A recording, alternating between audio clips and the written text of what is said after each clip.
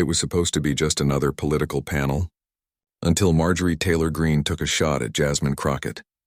What happened next was so sharp, so perfectly timed. It froze Greene on live television and set the internet on fire.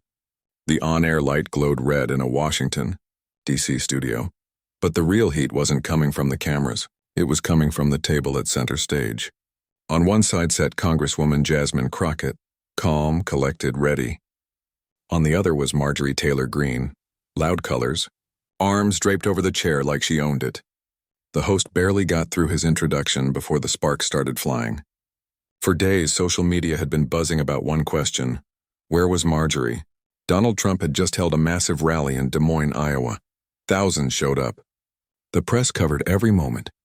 But Greene, who for years had been front row at every big Trump event, was nowhere to be seen. No backstage shots. No photos in the crowd. Not even a quick video. For a politician who built her brand on being Trump's most visible supporter, her absence was glaring. And in politics, where were you? Usually means what's wrong. The host tried to start with a neutral question about the rally, but Greene jumped right in. "We have people like Representative Crockett here," she said, her voice already a little too loud for the mic, "who have never stood for the real American values this country was built on." It was clumsy but loud enough to grab attention. Crockett didn't bite right away. She gave the host a small glance as if deciding whether to even respond. Then with a faint smile she said, "Funny you mentioned standing, Congresswoman. You didn't seem to be doing much of it for your own candidate last weekend." The air shifted. The usually quiet audience let out a few laughs. Greene blinked, caught off guard. Greene brushed it off, claiming the media was overreacting. But Crockett had already planted the seed. She didn't need to talk over her opponent, she just needed to wait. When the question came back to her, Crockett stayed calm. "Leadership is about showing up consistently for the people you claim to represent. And when you don't, people notice. No insults. Just a quiet reminder for every viewer to connect the dots." But Greene couldn't leave it there. She smirked and fired back. "People notice when someone like you spends more time in the news for your hair than for helping your district." It was petty. Crockett didn't flinch. She leaned in slightly and said, "You can talk about my hair if you want. But at least I'm still invited to stand behind my party's leader." The audience laughed louder this time. Greene's smile was tighter now. The host tried to move on, but every topic circled back to that missing rally. Greene kept insisting she was in her district doing real work. Crockett let her talk, and then dropped it again. "No one's asking you to prove loyalty every weekend. But when you've built your brand on being front and center, and suddenly you're not a people wonder, and the public deserves honest answers." You could see Greene start to get rattled. Her voice got sharper, her posture more rigid. Crockett stayed steady. Then came Greene's attempt to flip the script.